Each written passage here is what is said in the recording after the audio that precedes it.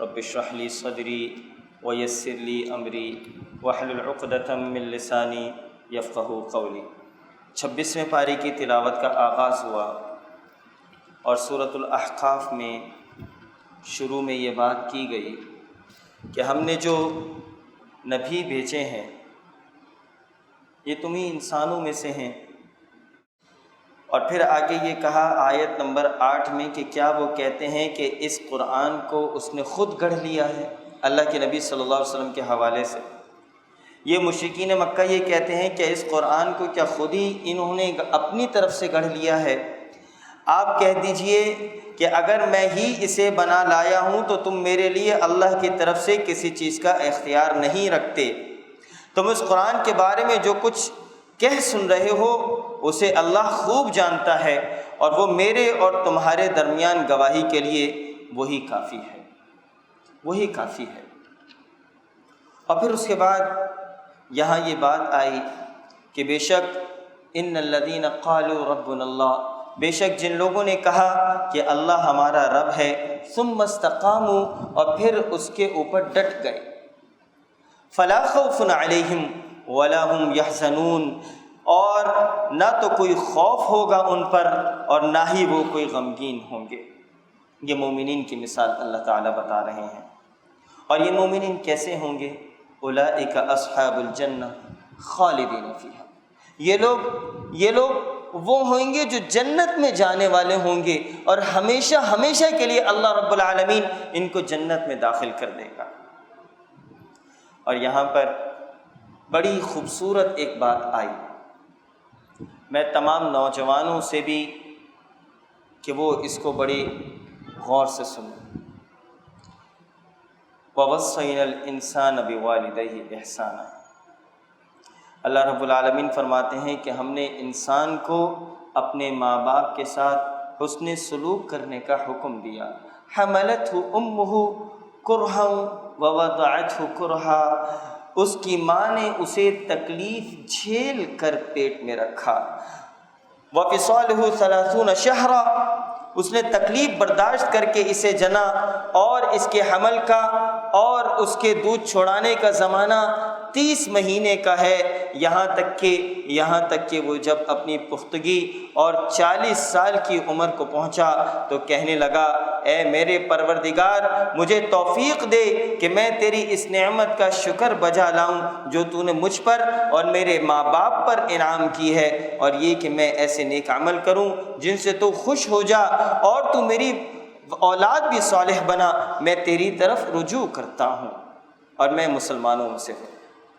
اور پھر اس کے بعد آیت نمبر 17 میں یہ بات آ گئی کہ والذی قال لوالدیہ اف لکما اتعداننی ان اخرج وقد خلت القرون من قبلی، اور جس نے اپنے ماں باپ سے کہا کہ تم سے میں تنگ آ گیا، اپنے ماں باپ سے جس نے کہا کہ میں تم سے تنگ آ گیا، تم مجھ سے یہی کہتے رہو گے کہ میں مرنے کے بعد پھر زندہ کیا جاؤں گا۔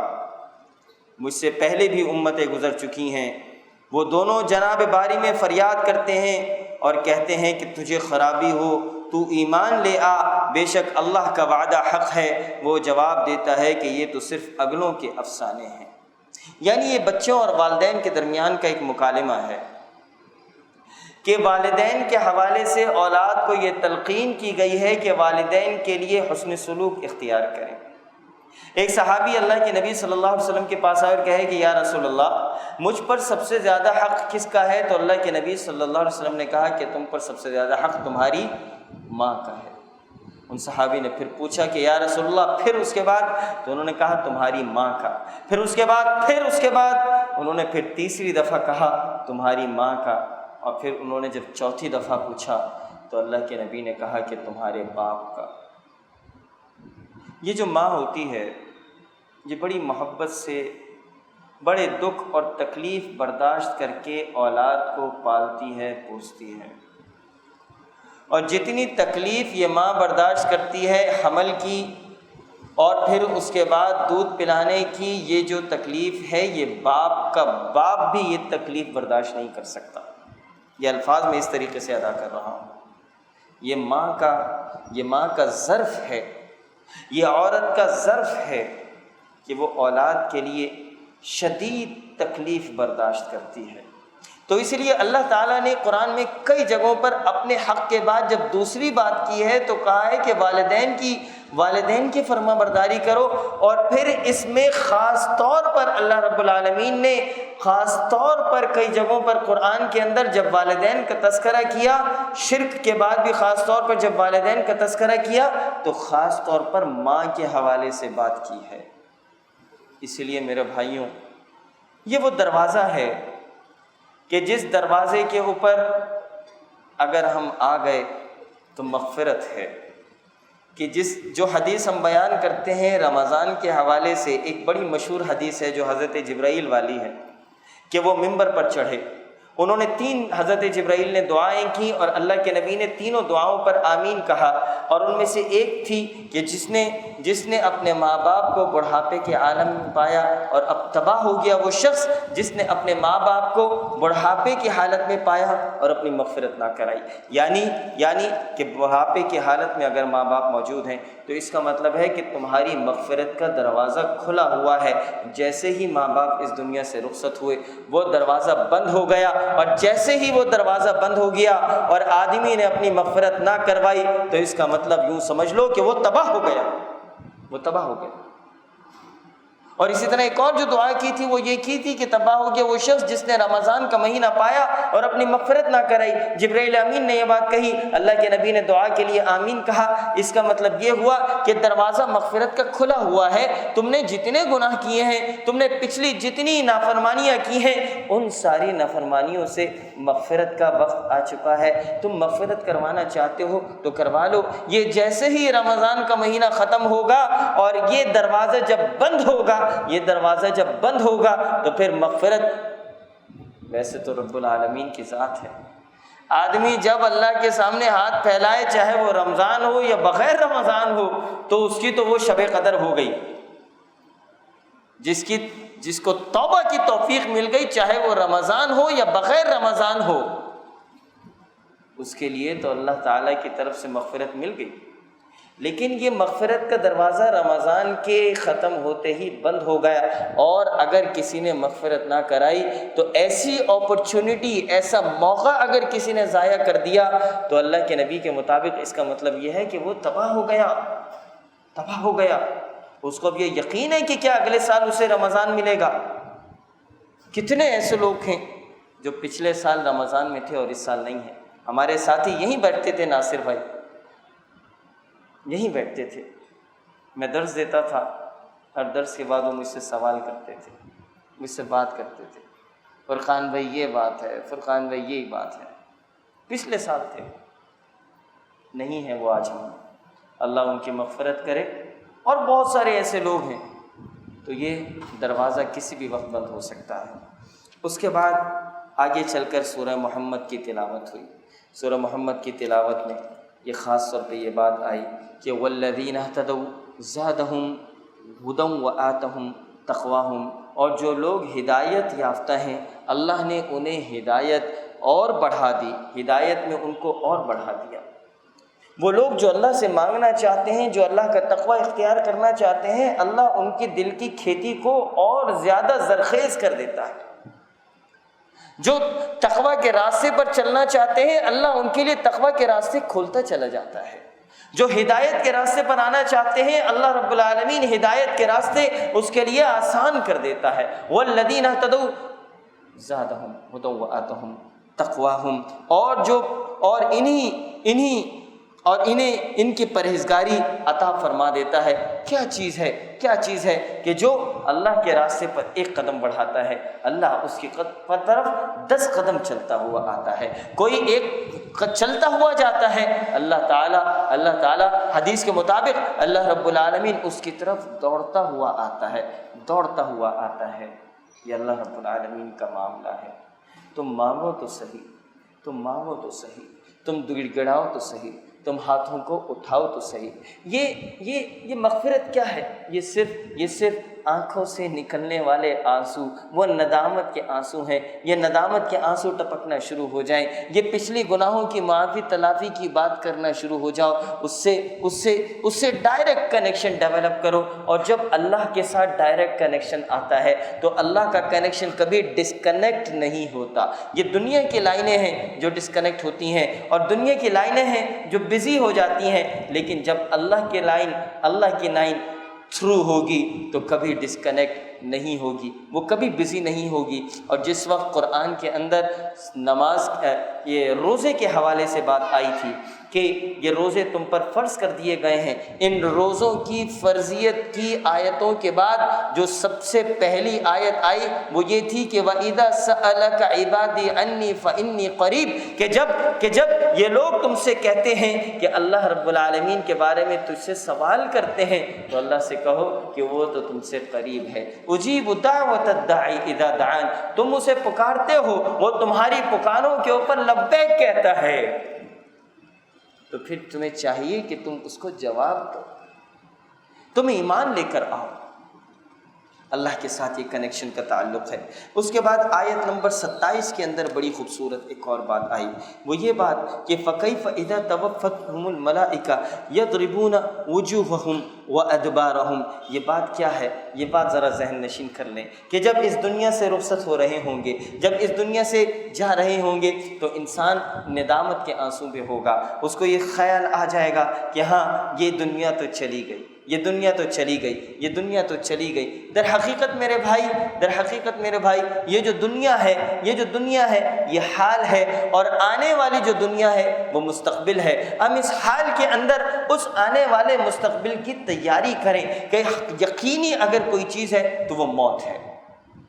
آپ نے سنا ہوگا کہ بعض لوگوں کو سزائے موت ہو جاتی ہے، کسی کو 10 دن بعد، 20 دن بعد، 1 مہینے بعد، 6 مہینے بعد موت کی سزا ہو جاتی ہے۔ ذرا یہ تو بتائیں کہ کس کو موت کی سزا نہیں ہوتی؟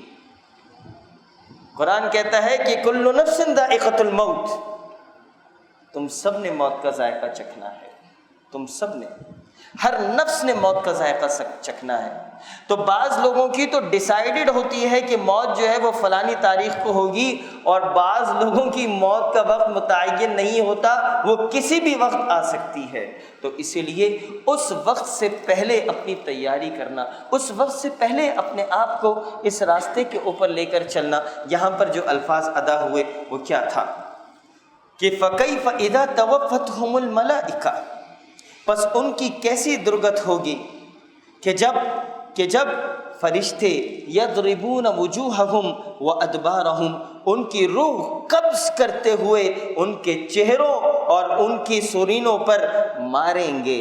ان کو جب روح قبض کریں گے تو یہ وہ لوگ ہیں جنہوں نے نافرمانی کی تھی، اللہ کو جھٹلایا تھا، موت کا انکار کیا تھا، قیامت کے دن اس روز جزا و سزا کے بارے میں یہ انکاری تھے، سمجھتے تھے کہ یہ دنیا کی زندگی ہے، اسی کے اندر گزارے چلے جانا ہے۔ لیکن میرے بھائی نہیں، جب وہ فرشتے آئیں گے اور جب وہ درگت بنانا شروع کر دیں گے تو اس وقت انسان کو پتہ چلے گا کہ در حقیقت یہ جو دنیا کا جو اس نے وقت گزارا یہ کچھ نہیں تھا۔ آگے چل کر اللہ فرماتے ہیں کہ آیت نمبر 33 میں، اے ایمان والو اطیعوا اللہ و اطیعوا الرسول، اللہ کی اطاعت کرو، اللہ کے رسول کی اطاعت کرو، ولا تبطلوا اعمالکم، اور اپنے اعمال کو غارت نہ کرو۔ اور پھر آخر میں سورہ محمد کے بڑی خوبصورت یہ بات آئی کہ انما الحیات الدنیا لعب و لہو، بے شک یہ جو دنیا کی زندگی ہے یہ تو صرف کھیل کود ہے، یہ صرف کھیل کود ہے، سمجھ جاؤ اس کو۔ بار بار قرآن میں ہم سے اللہ تعالیٰ یہ بات بیان کرتے ہیں کہ دنیا کی زندگی کھیل کود ہے۔ اب بعض لوگ اس کھیل کود کے اندر اپنے آپ کو لگا دیتے ہیں، اور بعض لوگ اپنی زندگی کو ایسے گزارتے ہیں کہ دنیا ان پر رشک کرتی ہے، وہ اللہ والے ہوتے ہیں۔ اللہ نے فرمایا کہ دنیا کی زندگی تو صرف کھیل کود ہے، اور اگر تم ایمان لے آؤ گے اور تقوی اختیار کرو گے تو اللہ تمہیں اجر دے گا، اور وہ تم سے تمہارے مال نہیں مانگتا۔ اس کے بعد سورۃ الفتح کی تلاوت شروع ہوئی۔ یہ سورۃ الفتح کی تلاوت یہ سورۃ الفتح جو ہے در حقیقت کیا تھا کہ اللہ کے نبی صلی اللہ علیہ وسلم عمرے کی نیت سے مکے کی طرف آئے مدینے سے، اور سب حالت احرام میں تھے، اور جب یہ عمرے کی نیت سے آئے تو جب قریش مکہ کو پتہ چلا کہ یہ عمرے کے لیے آ رہے ہیں تو اس وقت یہ سب کے سب لوگ انہوں نے حالت جنگ کا معاملہ کر لیا۔ مکے سے باہر اللہ کے نبی صلی اللہ علیہ وسلم نے سکونت اختیار کی، اور پھر اس کے بعد اپنے چند سفراء کو مکے میں بھیجا، اور پھر ہوا یہ کہ مکے والوں نے اس سال عمرہ کرنے کی اجازت نہیں دی، اور یہاں پر ایک صلح حدیبیہ ہوئی۔ حدیبیہ کے مقام پر مسلمانوں اور قریش کے درمیان میں ایک ٹریٹی سائن ہوا، کانٹریکٹ سائن ہوا کہ اس سال یہ واپس چلے جائیں۔ اب یہ مسلمانوں کے لیے بڑا مشکل تھا کہ یہ لوگ جو عمرے کی نیت سے آ رہے تھے بغیر عمرہ کیے واپس جائیں، اور پھر وہ جو صلح ہوئی تھی اس صلح کے اندر معاملات ایسے تھے کہ ایسا بظاہر لگ رہا تھا کہ مسلمان جو ہیں وہ ڈیفینسو پوزیشن کے اندر آ گئے، یہاں تک کہ یہ ہوا کہ جو اللہ کے نبی صلی اللہ علیہ وسلم کے زمانے کے اندر جو لوگ تھے وہ بڑے ذہین فتین لوگ، وہ لوگ بھی یہ سوچنے پر مجبور ہو گئے کہ یہ جو صلح حدیبیہ ہے جو اللہ کے نبی صلی اللہ علیہ وسلم یہ کر رہے ہیں اس میں مسلمانوں کا سراسر نقصان ہے۔ یہاں تک کہ عمر فاروق رضی اللہ تعالیٰ عنہ ابو بکر صدیق رضی اللہ تعالیٰ عنہ کے پاس گئے اور شکایت کرنے لگے، کہنے لگے کہ یہ کیا معاملہ ہے، یہ کون سی صلح ہے جس میں مسلمانوں کے ساتھ معاملات خراب ہو رہے ہیں؟ تو حضرت ابوبکر صدیق نے کہا کہ اگر اللہ کے نبی صلی اللہ علیہ وسلم کہہ رہے ہیں تو یقیناً اس کے اندر کوئی کامیابی ہوگی۔ یہاں اللہ نے کیا کہا؟ انا فتحنا لک فتحا مبینا۔ اس صلح کو جو بظاہر صلح یہ نظر آ رہی تھی کہ مسلمان اس میں ہار گئے، جو بظاہر لگ رہا تھا کہ مسلمان اپنی پوزیشن کو لوز کر چکے، لیکن اللہ اور اس کے رسول صلی اللہ علیہ وسلم کو اس بات کا پتہ تھا، اور اللہ نے یہ قرآن کی یہ آیت نازل کی کہ بے شک اے نبی صلی اللہ علیہ وسلم ہم نے آپ کو ایک کھلا فتح عطا کر دی، فتح مبین عطا کر دی۔ یعنی صلح حدیبیہ یہ وہ صلح نہیں تھی، یہ نہ سمجھو کہ یہ صلح جو تھی وہ ڈیفینسو پوزیشن کی تھی، در حقیقت بیک فٹ کے اوپر تو گئے مسلمان، لیکن یہ صلح حدیبیہ وقت نے بتایا کہ اس صلح حدیبیہ کے بعد جو اگلا سال آنے والا تھا، جو فتح مکہ ہونے والی تھی، وہ فتح مکہ دنیا نے ایسی دیکھی کہ مکہ فتح ہوا اور اس مکے کے اندر کوئی قتل و خون ریزی نہیں ہوئی، اور اس کی جو بنیاد ڈلی تھی وہ اس صلح حدیبیہ سے ڈلی۔ اس لیے اللہ نے کہا کہ یہ صلح حدیبیہ جو ہے یہ فتح مبین ہے۔ اور پھر سورہ فتح کے اندر بڑی خوبصورت طریقے سے اللہ رب العالمین پیارے حبیب صلی اللہ علیہ وسلم کی تعریف بیان کرتے ہیں۔ اللہ فرماتے ہیں کہ انا ارسلناک شاہدا ومبشرا ونذیرا، بے شک ہم نے آپ کو گواہی دینے والا، بشارت دینے والا بنا کر بھیجا ہے، لتؤمنوا باللہ ورسولہ وتعزروہ وتوقروہ وتسبحوہ بکرۃ واصیلا۔ دیکھیں یہ جو قرآن ہے بہت سے لوگوں کو نعت گوئی کا شوق ہوتا ہے۔ یہ قرآن، کسی نے عائشہ رضی اللہ تعالی عنہ سے پوچھا کہ اللہ کے نبی صلی اللہ علیہ وسلم کے اخلاق کیسے تھے، تو اللہ کے نبی صلی اللہ علیہ وسلم کے اخلاق کے بارے میں پوچھا۔ عائشہ رضی اللہ تعالیٰ عنہ نے جواب دینے کے بجائے اس کے ایک اور سوال کر لیا، کیا تم نے قرآن نہیں پڑھا، کیا تم نے قرآن نہیں دیکھا؟ کہ اللہ کے نبی صلی اللہ علیہ وسلم کا اخلاق، اللہ کے نبی کا اخلاق تو یہ قرآن ہے کہ وہ چلتے پھرتے قرآن تھے، اور اللہ کے نبی کے بارے میں قرآن میں اللہ رب العالمین نے جا بجا نعت بیان کی ہے، جا بجا ان کی تعریف بیان کی ہے۔ لقد جاءکم رسول من انفسکم عزیز علیہ ما عنتم حریص علیکم بالمؤمنین رؤوف الرحیم۔ یہ سورۃ توبہ کی سیکنڈ لاسٹ آیت ہے، یہ بڑی خوبصورت آیت۔ اس کے علاوہ وما ارسلناک نعت ہے، وما ارسلناک الا رحمتا للعالمین، نعت والضحى واللیل اذا سجى ما ودعك ربك وما قلى وللآخرة خير لك من الأولى ولسوف يعطيك ربك فترضى۔ فترضى ولسوف يعطيك ربك فترضى. اور پھر آگے الم نشرح لك صدرك ووضعنا عنك وزرك الذي انقض ظهرك ورفعنا لك ذكرك. اللہ رب العالمین اپنے پیارے حبیب کی نعت گوئی کر رہے ہیں، اپنے پیارے حبیب کی تعریف بیان کر رہے ہیں. انا اعطیناک الکوثر فصل لربک وانحر ان شانئک هو الابتر. یہ اللہ بیان کر رہا ہے اپنے پیارے حبیب کی نعت. اور ایک جگہ قرآن میں اللہ کہتا ہے کہ ان اللہ وملائکتہ یصلون علی النبی، بے شک اللہ اور اس کے فرشتے پیارے حبیب صلی اللہ علیہ وسلم کے اوپر، اس حبیب کے اوپر، اپنے نبی کے اوپر درود پڑھتے ہیں. تو یا ایھا الذین آمنوا صلوا علیہ وسلموا تسلیما، تم بھی اے ایمان والو اس نبی کے اوپر، اس رسول کے اوپر درود بھی پڑھو اور سلام بھی پڑھو. یہ مسلمانوں کے لیے کہا گیا کہ اللہ بھی جن کی تعریف بیان کرتا ہے، اے مسلمانوں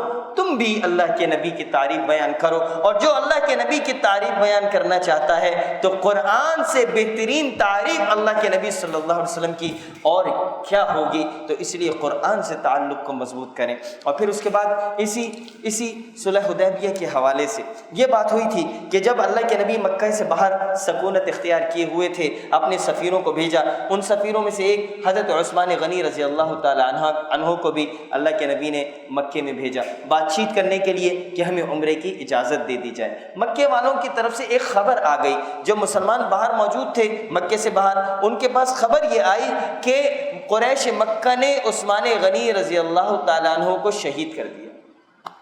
یہ غلط خبر آئی.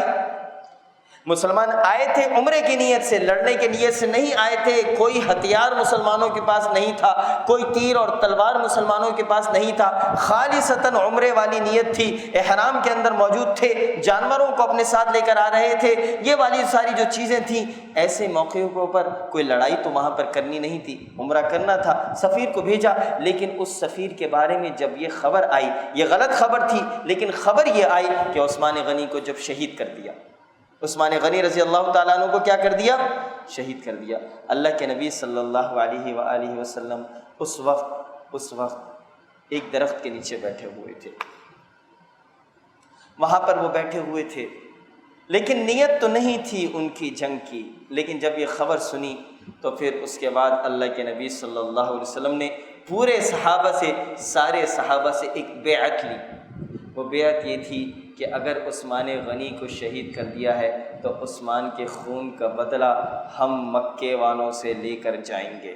ہم لڑنے نہیں آئے تھے، لیکن اب ہم عثمان غنی کے خون کا بدلہ ہم لے کر جائیں گے. اور اللہ کے نبی نے ان سے جنگ کے بارے میں بیعت لی. اور یہاں اللہ رب العالمین اس واقعے کو، اس وقت کو کس خوبصورتی سے بیان کرتا ہے. سبحان اللہ. ان الذین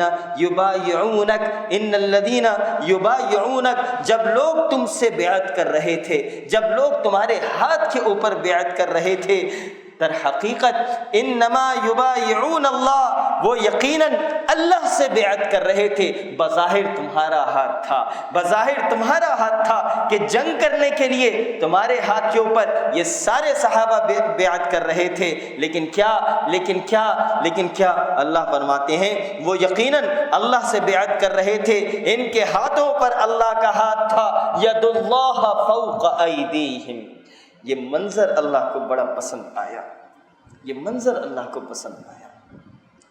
کہ اللہ رب العالمین کے لیے یہ سارے لوگ لڑنے نہیں آئے تھے، لیکن اس دین کی حفاظت کے لیے جب اللہ کے نبی صلی اللہ علیہ وسلم نے بیعت مانگی تو وہ سارے کے سارے لوگوں نے آپ صلی اللہ علیہ وسلم کے ہاتھ کے اوپر بیعت دی. اور یہ منظر اللہ نے کہا اتنا پسند آیا کہ اللہ نے کہا کہ یہ آپ کا ہاتھ، یہ ہمارا ہاتھ تھا، اور ان ہاتھوں کے اوپر ہمارا ہاتھ موجود تھا. در حقیقت یہ محبت کی بات ہے کہ اللہ نے کس طریقے سے ان صحابہ کے ساتھ معاملہ کیا. اور پھر اس کے بعد یہاں یہ الفاظ ادا ہوئے. یہ آیت نمبر آیت نمبر 18 میں کہ لقد رضی اللہ عن المؤمنین، یقیناً اللہ تعالیٰ مومنوں سے خوش ہو گیا جب کہ وہ درخت کے نیچے تم سے بیعت کر رہے تھے، اذ یبایعونک تحت الشجرہ فعلم ما فی قلوبہم۔ اللہ رب العالمین کو ان کے دلوں کے اندر وہ جو محبت تھی، وہ جو تقوی تھا، وہ جو خوف تھا، وہ جو راہ ہدایت کے اوپر جنت کے راستوں کے لیے یہ متلاشی تھے، فعلم ما فی قلوبہم، اللہ تعالیٰ کو ان کی ساری چیزیں پتہ تھیں۔ اور پھر اللہ رب العالمین بیان کرتے ہیں کہ ہم نے کیا کیا، فانزل السکینۃ علیہم، اللہ نے کہا کہ ہم نے ان کے دلوں میں سکینت نازل کر دی، ان کے دلوں پر اطمینان نازل کر دیا، واثابہم فتحا قریبا، اور اللہ تعالیٰ نے ان کو فتح اور نصرت عن قریب عطا کی۔ یہ وہ اللہ رب العالمین کی طرف سے بات تھی۔ اور پھر اس کے بعد سورۃ الفتح کے آخر میں آیا کہ محمد الرسول اللہ هو الذی ارسل رسولہ بالہدی، کہ اللہ فرماتے ہیں کہ وہی ہے جس نے اپنے رسول کو ہدایت کے ساتھ اور دین حق کے ساتھ، یہ دیکھیں یہ آیت بڑی اہم ہے، هو الذی ارسل رسولہ بالہدی، کہ اس اللہ نے اس رسول کو ہدایت کے ساتھ رسالت دے کر بھیجا ہے، ودین الحق، اور دین حق دے کر بھیجا ہے۔ اگلے جو الفاظ ہیں وہ کیا ہیں، ذرا میں آپ تمام احباب سے کہوں گا ذرا یہ کان کھول کر سنیں۔ اگلے الفاظ اللہ کہتا ہے کہ لِيُظْهِرَهُ عَلَى الدِّينِ كُلِّهِ، ذرا خود سمجھنے کی کوشش کریں، لِيُظْهِرَهُ عَلَى الدِّينِ كُلِّهِ، تاکہ تمام ادیان کے اوپر یہ دین کیا ہو جائے، غالب ہو جائے، یہ دین غالب ہو جائے۔ وَلَوْ كَرِهَ عَلَى الدِّينِ كُلِّهِ وَكَفَى بِاللَّهِ شَهِيدًا، اور اللہ تعالیٰ کافی ہے گواہی دینے والا۔ اس کے بعد اللہ کے نبی صلی اللہ علیہ وسلم کے حوالے سے پھر یوں بات آئی، محمد رسول اللہ تو اللہ کے رسول ہیں، والذین معہ، اور وہ لوگ جو ان کے ساتھ ہیں، اشداء علی الکفار، کہ جب جنگ کا موقع آتا ہے، جب لڑائی کا موقع آتا ہے، جب جہاد کا موقع آتا ہے تو وہ کفار کے اوپر شدت والے ہیں، اشداء علی الکفار رحماء بینہم، اور آپس میں ایک دوسرے سے محبت کرتے ہیں۔ دیکھیں میرے بھائی، یہ جو محبت ہے، آپ سب لوگ یہاں پر بیٹھے ہیں، یہ محبت کیسے ہوگی جب ایک بھائی دوسرے بھائی کے ساتھ نماز پڑھ رہا ہوتا ہے اور اسے اگر یہ نہ پتہ ہو کہ میرے دوسرے بھائی کے گھر میں کیا مسئلے ہیں، کسی کے پاس جاب نہیں ہے، کسی کے گھر کے اندر مسائل ہیں، کسی کے روزگار کے مسائل ہیں، کسی کی اولاد کے مسائل ہیں، کسی کی بیٹیوں کے رشتے نہیں آ رہے، یہاں پہ تو اللہ کہہ رہا ہے کہ رحماء بینہم، آپس میں ایک دوسرے کے لیے نرم ہیں، محبت والے ہیں۔ لیکن ہمارا رشتہ تو دیکھیں کہ کیا یہ محبت کا رشتہ ہے؟ ہم 1 مہینہ ہو گیا یہاں پر مسجد کے اندر نماز تراویح پڑھنے آ رہے ہیں، کیا ہم ایک دوسرے کو جانتے ہیں؟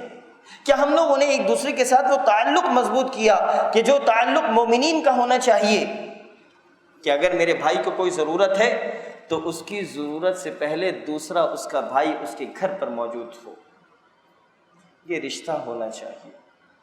اور یہ صحابہ کا اسی طریقے کا رشتہ تھا، رحماء بینہم۔